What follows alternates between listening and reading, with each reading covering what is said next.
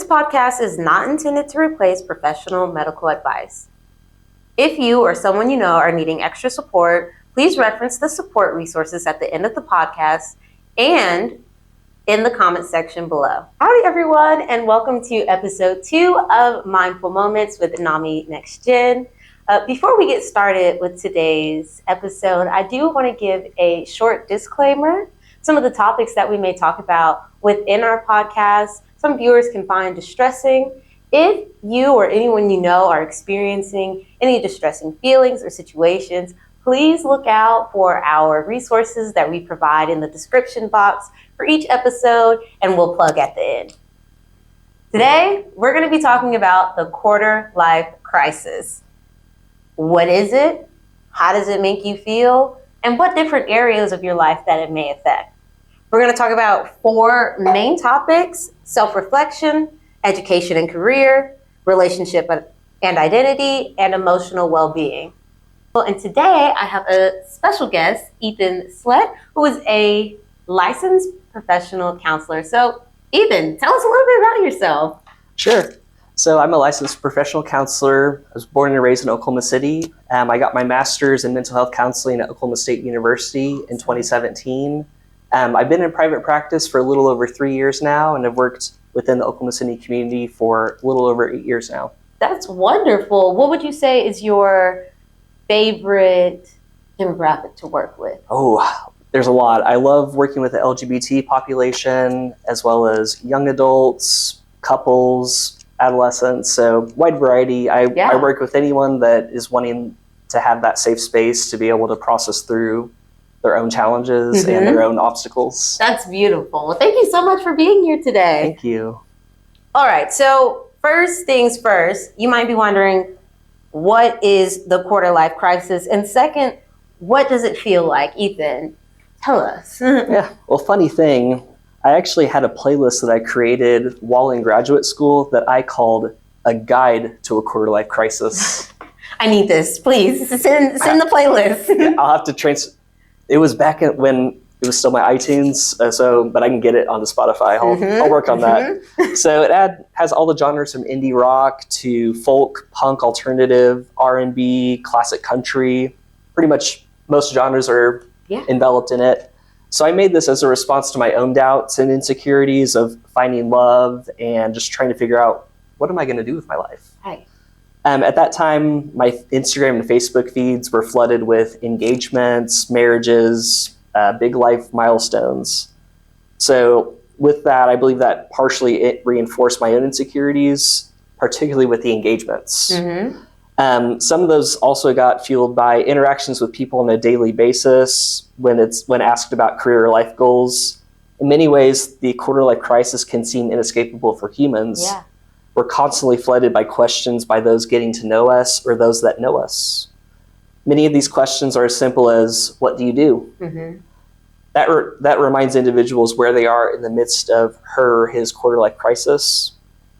At the time when I listened to this playlist often, I was working as a graduate assistant in financial aid and was on the cusp of starting my counseling career with my internship. I went back to this playlist often in post-graduation because the music resonates a sense of wonderment, confusion, and uncertainty, and all that gets validated in the music. So the way that I see a quarter-life crisis, I would define it as a transitory period for young adults figuring out what direction they want to take their lives while in the midst of the uncertainty and confusion of where to begin. Many experience the uncertainty and doubt in terms of career paths, intimate relationships, where they want to live, life goals, and overall meaning. A lot of this can bring anxiety, confusion, doubt, angst, and regret. A lot of this gets amplified through comparison. Keeping up with the Joneses has only skyrocketed with the onset of social media, where previous generations, it would be you'd run into them 10 years later at a grocery store.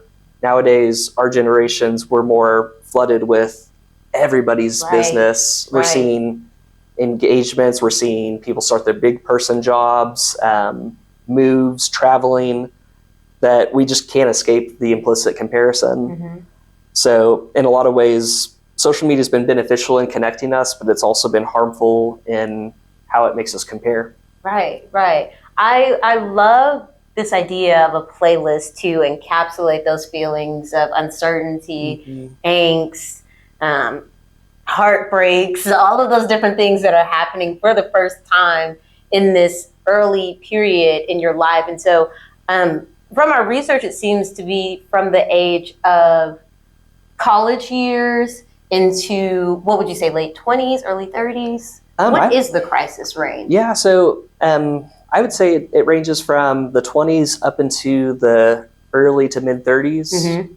So I think we're oftentimes, these questions are given to us on a regular basis from a very early age. Every day now. I started calling them pressurized questions because we get flooded with them from the time we're a toddler to even in our old age, like even beyond the quarter life crisis. I'm going to stay with that today, but a lot of times it's those pressurized questions of, what do you want to be when you grow up? Right.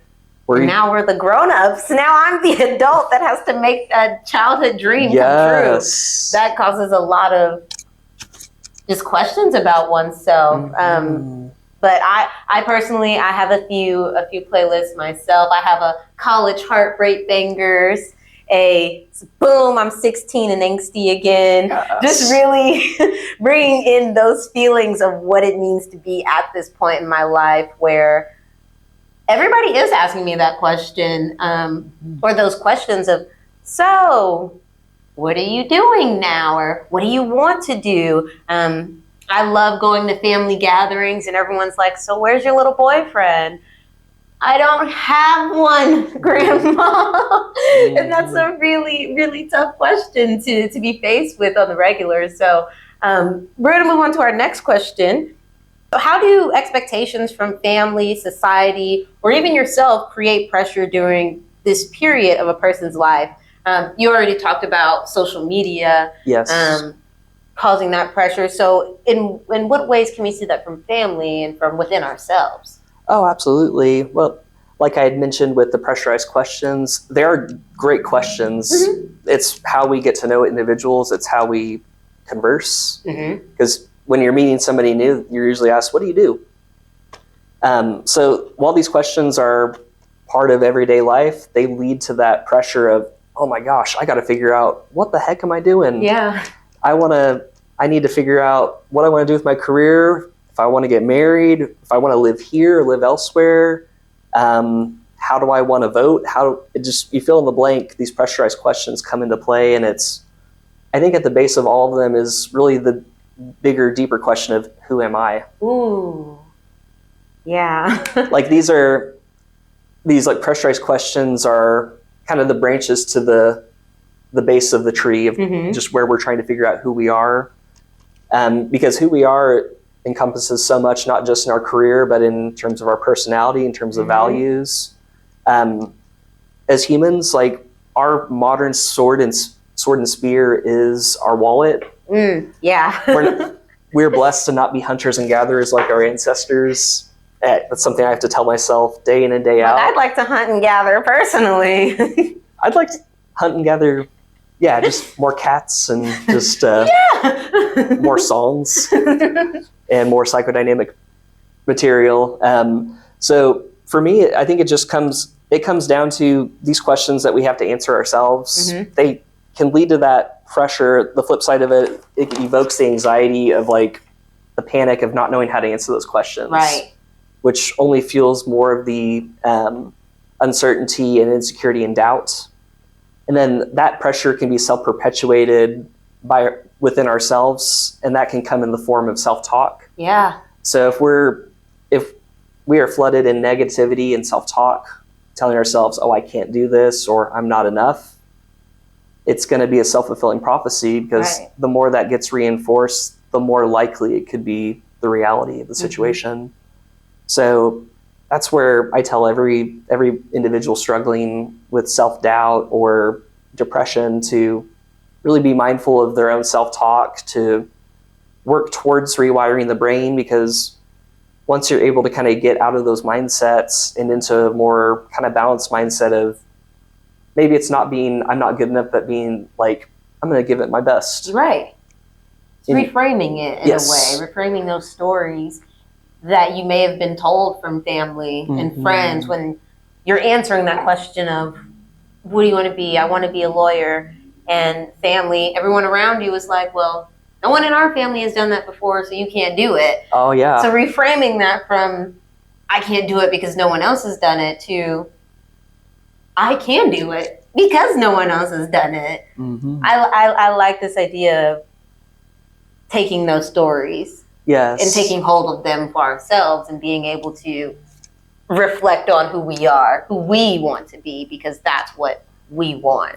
Absolutely. And I think also on the wider societal frame, we have our mass media that kind of floods us with different stories. Oftentimes, the hardship of the characters figuring out who they are and what they're doing, that gets glossed over. So we get this perception of, oh, it must be easy to figure it out, when in reality it is something that's thought long and hard. And there's something beautiful about that, because if something were easy, like, I don't think it would hold as much merit or meaning for us compared to something that took long reflection hours, a long time to really come to that. Yeah. I love that you mentioned the media that we see, and how it's often not reflective of the actual experience of coming of age, which is what this crisis is about, coming of age into oneself, into one's identity. The media that we see just portrays it as, one day she went and she got her hair and her nails done and she decided to become a girl boss, and then she was making millions, and that's just it. But it doesn't really reflect the self-reflection, the real work that you have to do to look at yourself and understand who you are, what your place is in this world. I find myself on social media scrolling, and I see all the pretty people, and they're all having these families, and they're doing these careers, and to be where I am in my life, I'm like, oh my God, I'm not doing enough. This isn't enough. They just bought a brand new house. They just built a house at 24, and they're married, and they've been married this long, and they're happy, and they've graduated. Why haven't I graduated yet? And so, like, this media, I don't think it gives us the opportunity to ask ourselves, like, is that even what I want? Do I want to get married? Do I really want to have children? Do I really want to buy or build a mansion? That's what the media and friends and family and all of these different spheres of influence have told us, like, that's what you should want. And that's, in my experience, how I've been engaging with the quarter life crisis in an interpersonal way of just like, how do I interact with myself and other people, and how do I allow those things to influence how I feel about myself? So can you tell us how might one's career and educational path be affected by the quarter life crisis? What might this look like in their current jobs, their feelings for their future, and fulfillment in those areas? Sure. So both of these are significantly affected in the midst of a quarter life crisis. Like I said, we are inundated with so much information about others, the world, and everything in between, that it's easy for someone to question her or his path choices. At an earlier age, those pressurized questions get evoked in school. For instance, we have career days, right? Or even bring our parent to school where they talk about their own careers. So we're flooded at all times of these different opportunities and career paths. Even in our education with K through 12, you're taking a lot of the same core classes throughout school. You figure out, okay, am I a creator? Am I a thinker? Am I a doer? And you try to see where you fit in the core, and then it's in the wider realm of just a variety of career paths that we decide what we do. When we graduate high school, we get the same question of, oh, what are you going to major in? What are you going to study? Or if we're not going to school, it's like, all right, what are you doing? And in the careers, we're constantly questioned of our own abilities, and many industries require some kind of continuing education, especially as a therapist. I have to have 20 continuing education hours, Mm-hmm. which Really? I enjoy it because it keeps my mind and skills sharp and keeps me up to date in the field itself. Yeah. But oftentimes, like, this social pecking order that's implicit in our species just has its hooks in the workforce. Mm-hmm. And this is where it can be problematic for people if the work environment is toxic and has like a cutthroat dynamic. Mm-hmm. Especially if there's competition involved in offices or departments. The dissatisfaction with the education careers can lead to a feeling of stuckness. It's particularly disheartening when financial limitations are factored in for individuals. Tuitions for colleges can scare anyone into not reconsidering their paths. Mm-hmm. In terms of like the current jobs, I think it can contribute to professional burnout and leaves individuals with a lack of meaning. Mm-hmm. In terms of the future, it can be daunting to reconsider one's path given financial limitations. Fulfillment's hard to come by for those in the quarter life crisis, because if you're not fulfilled and you're not have meaning, what you're going to just be feeling like, oh, another day, going to go through, going to work, I know that feeling. Going to make that bread and go home. But it can feel just so stale in the midst of that people question, and there's just, I don't know, they become almost complacent within their own uncertainty. Yeah. I like that you talked about the questions and how they grow larger in terms of your education and career. Mm-hmm. Starting off with maybe more so influencing or trying to influence young students into, this career path, this career path. Even smaller than that, you're in kindergarten and they're like, what do you want to be? And you say, I want to be a NASCAR driver. And everybody's like, yeah, buddy, you be a NASCAR driver. And then you get to high school, and if you're still saying NASCAR driver, people are looking at you like, you need to grow up. And then it's, well, what are you doing for college? Personally, I'm pursuing a liberal arts degree. My family still kind of looks at me funny.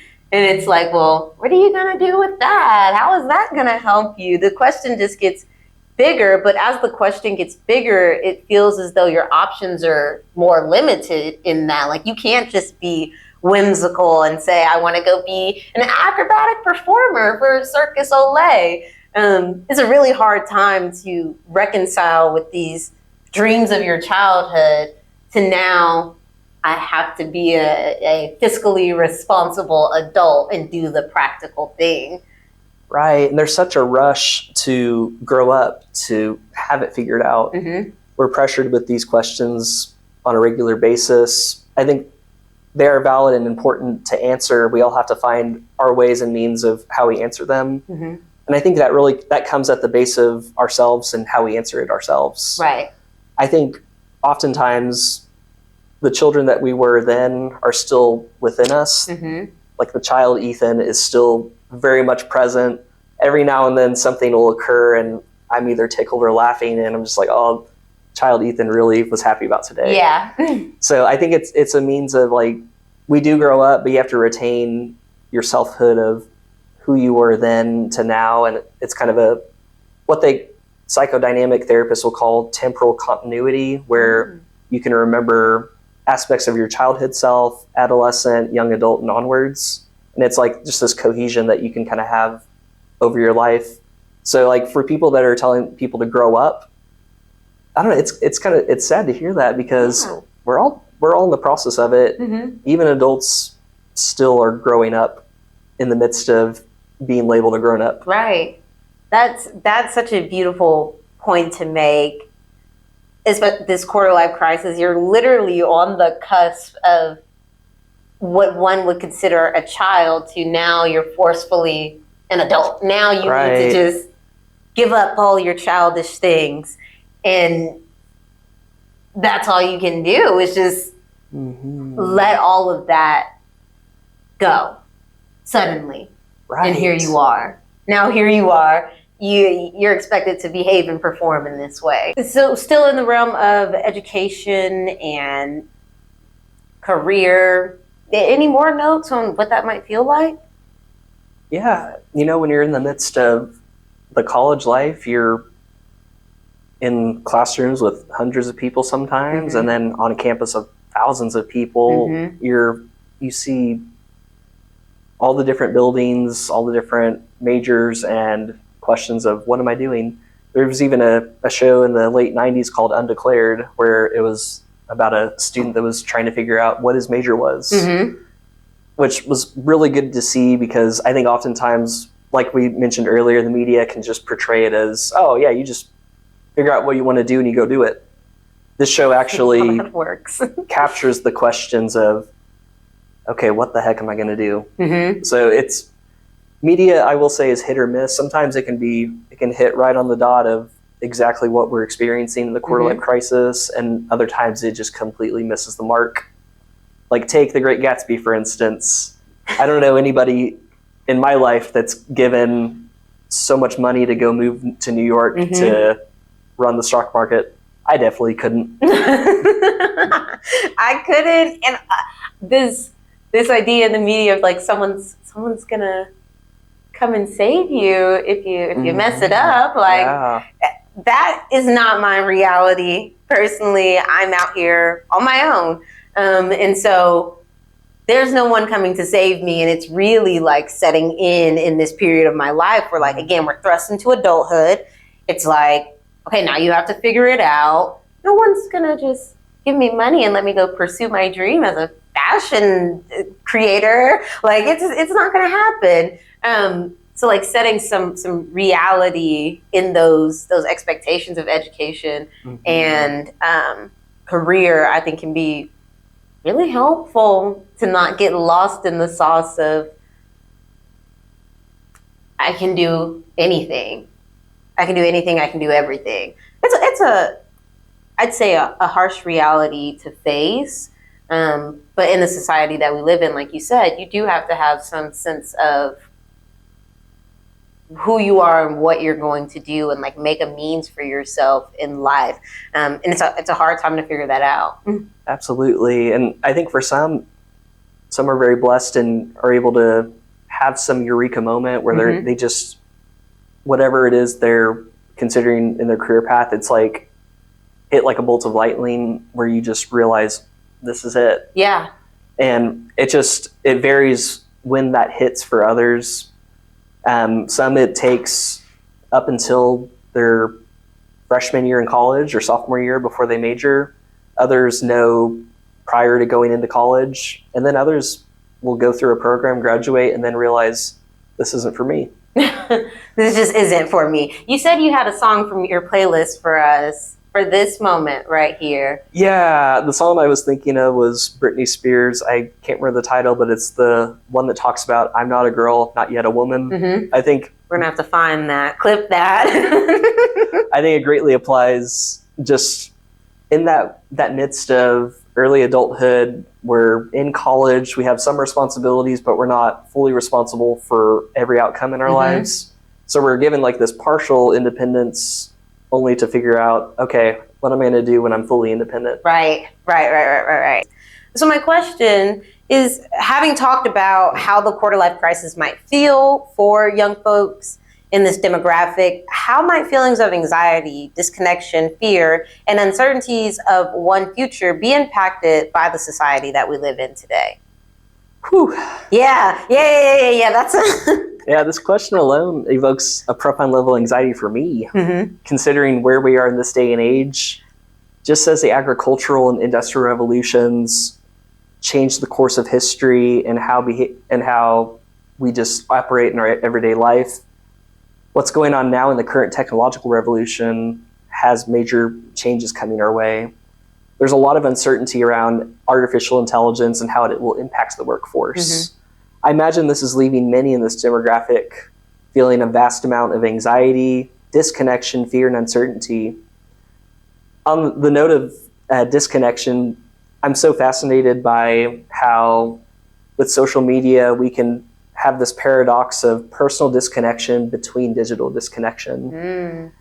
For instance, we have the perks of social media that'll have us appear connected to those we don't see on a regular basis. Right. However, it's more of a pseudo connection because if we're not proactively talking with them, it's kind of an illusion in itself. Yeah. That reminds me of parasocial relationships that we see. Yes. And feeling like we're connected to these influencers, these podcasters. Feel connected to me. I have mine too. I got my fair share. Podcasters, YouTube folks, how we feel that connection, but it's not really there. That doesn't exist if I don't know you. I can't hug you. I can't ask you about your day. So like, we're not really connected. Yeah, because we might seem connected to whether it's a podcast episode or a friend's post online, but reality, we're disconnected from a personal basis. Technologically, we might be still connected. I think this is where it sets us apart from previous generations, because I can remember as a young child, my parents talking about so-and-so and talking about some random memory from college, and there were probably dozens of names I heard over the course of my life that never put a face to them. Nowadays, we have that luxury. I could say, oh yeah, I remember me and my friend Chris went over to Theta Pond at OSU. I can pull up a picture of my friend Chris and be like, this is where we were. So it sets us apart in that sense. There's a lot of uncertainty surrounding us during this big jump with the technological revolution. Right. My hope for individuals is that they'll try to see it more as opportunistic for their work and expanding horizons. Anything that is unknown to us provokes a profound level of fear. Right. When our future is uncertain, it can feel very frightening. I cannot say what to expect with all the upcoming changes, but I just encourage others to stay informed on how the technology plays a role into their career choice. Right. And get it to where it works with them, not against them. Yeah, that's when I wrote this question, I didn't expect such a profound response, and that really got me to thinking about the way that I interact with media now and how it can lead to these feelings of, I guess you'd say, faux connection. Especially during this period of my life. Again, we're talking about all these questions that we're asking oneself. We're talking about the fear and anxiety that comes along with that. And so recognizing the ways in which the society we live in, which is, I'd say for people in this demographic online, how that society, the online society, really feeds those feelings and questions and all of these other aspects that we've talked about, and especially relationships and love, and what your family is supposed to look like and things of that sort. During this time, it's really hard to get online and kind of filter through and understand what it is that we're seeing in media. We're seeing the best. We're seeing the absolute best of motherhood, the absolute best of marriage, the absolute best of a boyfriend and a girlfriend, or partners, or whatever that may look like for romantic relationships. We're seeing that through this lens of society. That can be really hard not to take on to oneself. Our relationships oftentimes are a reflection of how we see ourselves in the world. Who we choose to spend our time with has a direct impact on our own attitudes and behaviors. Right. So in our relationships, it's finding people that either are on a similar path can be helpful. It can also amount to, just having people that are supportive and have been able to encourage you along the way. Right. And that can be that in family or otherwise. Finding those kind of people, I think, can help benefit and help dispel a lot of the uncertainty in the quarter life crisis. That's beautiful. This is a question that came up during our research, and as I was trying to frame this question, how do you think the impact of this childlike person that we still are, how do you feel like that or those relationships that child has taken on are reflected in this quarter life crisis, like moving away from home, moving to a new city, or being still there but changing as a person during this quarter life crisis. How do you think those relationships are impacted or impact us in this time? Oh, yeah. Well, we go back to our childhood selves being on the playground. We kind of figure out, all right, what do I like to play? Who do I like to play with? And it really helps determine how we operate as a person in really any social situation. Right. I'm in my 30s, and when I'm with a group that's extracurricular, I find that the youth in them starts to come out, and some of these guys are older than me. So I think in a lot of ways, like our child self is retained in a lot of our social, all of our social experiences. Like, we ended up having a lot of the same dispositions. Of course, these can adapt and change, because especially if negative self-talk is reinforced for someone, they're going to have a negative perception of themselves. Right. But the way I can look back to myself 20 years ago and still retain aspects of myself in that way. Do you think it's important, as we're moving into this adulthood, this being out on your own, to retain some of that childlike love and wonder and just identity? Oh, absolutely. I think it can be evoked in just our own, just having openness to curiosity, being curious about our everyday experiences, being curious about what we're learning and what we're trying to attain in our goals. Yeah. I think that it kind of leaves us, it keeps things fresh, because like, I think if we get so sterilized by quote unquote adulthood, we're often going to be, our true passions are going to be just real flat. In what ways can youth work to prevent long-lasting harm against themselves during this time in their life? How do they begin to move forward? And a bonus question, how can those around them help them during this time? I encourage youth to reflect deeply on these questions, and really to think of it on a blank slate of not anybody's expectations, only truly asking themselves, what am I passionate about? What brings a fire into my soul that can light this path for my life forward? And really being open and curious to what answers come. In the midst of preventing harm, it's important to be mindful of one's self-talk. Yes. Neuroscience tells us that if fixed mindsets of I'm not good enough, I'll never be like them, or it's too late, shuts down neural pathways and stifles neuroplasticity. So in that way, we're not able to grow and adapt and rewire the brain. So literally your brain is stuck. Yes. When you feel and tell yourself that you're stuck. Yes. Wow. If we start to tell ourselves, feed ourselves with more kind of balanced information of, I'm going to figure this out. This is taking some time, but hard things are what make it worth it, because we're able to, once we come to those answers, we can come to them and never look back. Wow, that's beautiful.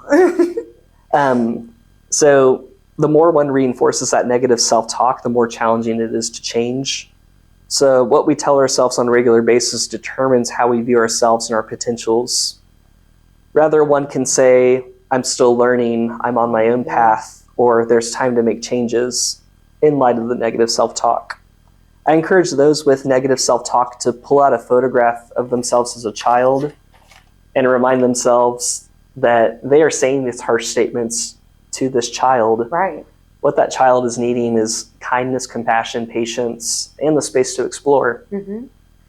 More harm prevention could be in who we choose to spend our time with in our social circles, because that has a direct influence on how we see the world, our attitudes, and our behaviors. So I encourage others to surround themselves with people who are kind, supportive, and encouraging. These individuals can also help in discussing aspects of the quarter-life crisis. Right. More likely than not, our peers have had their own bouts with the quarter-life crisis at one time or another. universality is one of the biggest healing aspects of group therapy.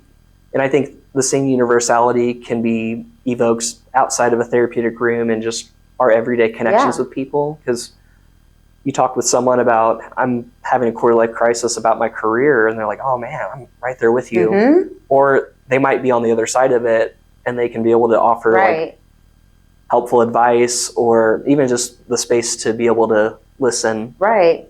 I always talk about the fact that community is everything.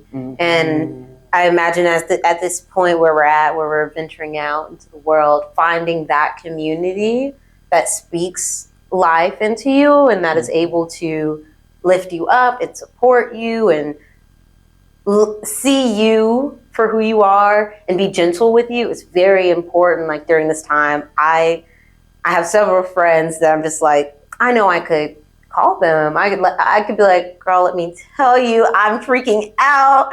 I don't know what's going on. I feel like I'm so far behind. And they're there. They're just there, and they offer their own experiences and how, like you said, that universality of like, oh my God, I'm not the only one. Yes. It's not just me, like someone else that I look up to potentially, because who you're surrounding yourself with, should be positive influences and are doing things in their lives as well. And so I'm looking at them and I'm like, oh my gosh, like they must have it all figured out. And to talk to someone and learn like, no, you don't. And that's okay, because you're still doing great. That probably means I'm still doing great. We can do great without having this all figured out. And so I love this idea of making community, creating that space and placing yourself in that space to help yourself through this period of your life. Absolutely. And the third thing that I mentioned for harm reduction is doing our very best to not let comparison bog you down. There's always going to be someone who seems to have it better or worse off at any point in our lives, any circumstance. Most people will share only the best of themselves in public or on social media. So that small fraction we see is not the entire pie of what makes a person. Oftentimes people won't share these uncertain times or insecurities or doubts with the wider world. The fact of the matter is each and every one of us are limited and have our own obstacles to overcome. Perfection and normalcy are simply illusions we continue to create as a species. Like people say act normal, it's like, what is that? What even is normal?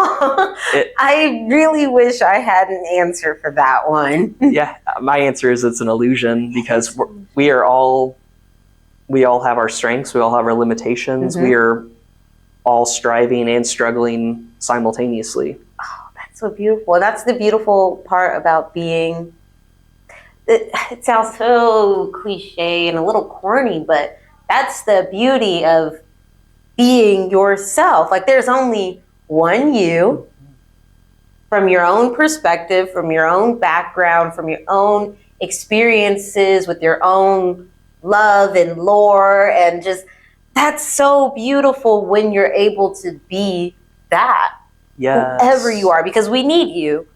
We need you here as yourself, authentically, completely. We need you here. Yeah. To piggyback off of that, we can also find a newfound appreciation for our selfhood with our path. Our timeline doesn't have to dictate that it goes exactly the way it went for John Doe. Like, timing itself is going to happen when it will. Be that for people in intimate relationships, careers. Part of it is just being able to harness and appreciate your own selfhood in the midst of it, because when we start to compare and we look elsewhere and think, oh, why hasn't this happened yet? We rob ourselves of our own experience. Being in those moments with yourself, whatever that is. So I love that. Just finding beauty in where you are, even if it doesn't look like that person's. Just finding beauty in, and even we're here. Even being authentic, like even being able to be honest and being like, yeah, this is an uncertain and anxiety-provoking time. I haven't figured it out, but I'm working towards it.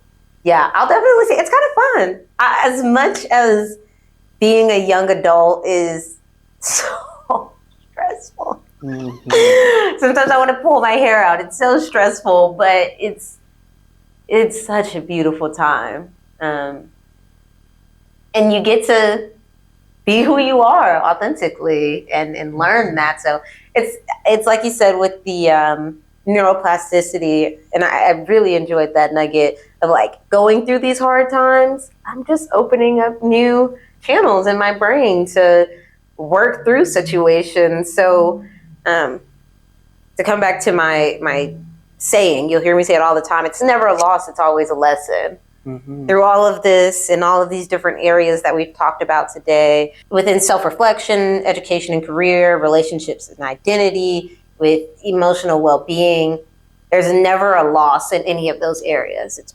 always a lesson that you can take from it and learn and grow and be great. Yeah, it makes me think of there's a famous phrase, amor fati, where it's basically just the love of one's fate, whether it's something triumphant or something that is challenging for us. It's just accepting one's fate where we're at. Mm-hmm. DBT folks will call that radical acceptance, and just saying, yep, this is where I'm at, struggles and all, or this is where I'm at, doing really well. Mm-hmm. It's simply showing up for yourself and just being able to stand in that authentic space. What are some practical steps that youth can take during this time to support their emotional well-being? Absolutely. I think in the midst of the quarter life crisis, I encourage journal, and more journaling, mm-hmm. really just diving into these questions of what do I want to do? What am I good at? Like really reflecting on that. Sigmund Freud actually talks about it from the perspective of the good life that equals being able to find something that you can do that you're good at that can help individuals as well as yourself. Mm. And in that good life, it doesn't necessarily mean that everything's sunshine and rainbows. There's going to come darkness and hardship and challenge, but it's not letting that override and dictate our full experience. Right. Like it's really just taking life as it goes, mm-hmm. good and bad. So I encourage them to ask themselves in the journaling, what do I have? Where are my passions really pulling me towards? What could I do to make a difference for myself, my community, and the wider world? Yeah. So before we wrap up, could you give us your top 3 songs from that playlist that you can remember? That's how you know they're a top 3, because you remembered them. Well, one was a song by Sanjay Lurke called Plan to Be Surprised, which I think is perfect. It's from Day in Real Life. In the movie, he is a advice columnist, and he says, the one thing you can plan for is plan to be surprised, because it's the same pressurized questions. Mm-hmm, mm-hmm. So that one, and then, sorry, I put you on the spot. No, that's okay. Probably something by Wilco or Weezer. Ooh, okay. Very, very into the 90s alternative bands. Mm-hmm. I thought you'd throw a little Nirvana in there. It smells like Teen Spirit. I do love some Nirvana. that can encapsulate my quarter life. Yes. All right, so thank you all so much for being here with us today, Ethan. You did such a great job. I really appreciate you coming on today. Oh, thank you, Maya. It was a pleasure. All right, guys. So thank you for watching this month's episode. Next month, we'll be back, and we'll be talking about burnout. You know the feeling. Mm-hmm. Again, don't forget that you can always reach out for help if you are struggling or you know anyone that is struggling with their mental health. Firstly, we have 988. Please reach out and give them a call on the line. You'll be matched with a mental health specialist that can help you work through these difficult times. Again, you can also check out any of the links in our bio. They're always there, and we need you here. So support yourself, and we'll support you. Remember to eat when you're hungry, drink when you're thirsty, and take care of yourself. Thank you all so much. Have a great month.